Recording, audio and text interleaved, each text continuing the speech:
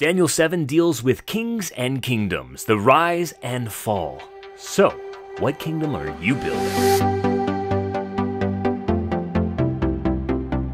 Hey guys, welcome back to The Drive. I'm Pastor Spencer, and today we're driving deep into Daniel chapter 7. In Daniel chapter 7, God shows Daniel a vision that mirrors the one in Daniel chapter 2 and foreshadows the vision in Daniel chapter 8. And starting in Daniel chapter 2, Nebuchadnezzar's dream essentially represented human kingdoms in a great statue of gold, silver, bronze, and iron. Yet, in Daniel chapter 7, in a vision from God, we see again 4 great kingdoms represented now in 4 beasts. And these beasts are something wild. They're out of this world, and in many ways, they're both horrific and repulsive. And this brings to mind a great point. The kingdoms of men in our own eyes are often such beautiful things, rich with gold and strong.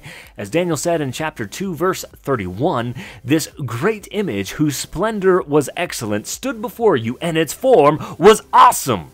But through God's eyes, we see kind of a different story. We see these repulsive and horrific abominations. So, maybe the kingdom you're building for yourself really isn't as beautiful as you might think. I mean, think about it. Think about the kingdom that you are building. How does it look to you? Is it shiny, golden, rich with prosperity? Now, how does it look to God? Does it truly glorify Him, or are you trying to glorify yourself through your own work? Have you truly surrendered your life to the Lordship of Christ, or are you still trying to be the king of your own kingdom? Another great question worth pondering is, have you ever seen a human kingdom that was not destructive? One that truly served the people and glorified God in perfection? I didn't think so.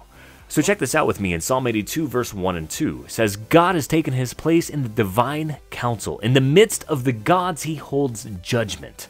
How long will you judge unjustly and show partiality to the wicked?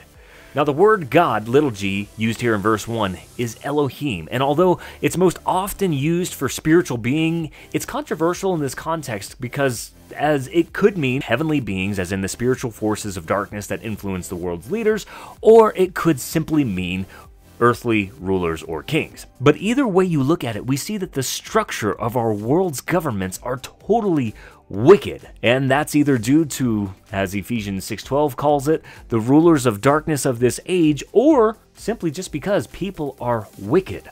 Romans 3:10 and 12 says, as it is written, there is none righteous, no, not one. There is none who understands. There is none who seeks after God. They have all turned aside. They have altogether become unprofitable. There is none who does good, no, not one. So as we clearly see through Scripture, the human heart is wicked. There is none that does good. We are beyond repair without Jesus. So I'll ask again, what kingdom are you building? Have you set yourself on that throne? And if you have you checked your heart lately? There's a lot more to Daniel chapter 7 than just this point about wicked rulers and even becoming a wicked ruler. It's thick with prophecy concerning the coming Antichrist and indeed the spirit of the Antichrist who is already at work in this world. And we must not fall away into his deception as we realize that we are in a war for truth. And as our war is waging on and the influence of the deception is conquering quickly, it seems that every day the darkness gains more ground and the numbers of those being deceived grows exponentially. So how does this arm us with compassion for the deceived and the spiritually oppressed?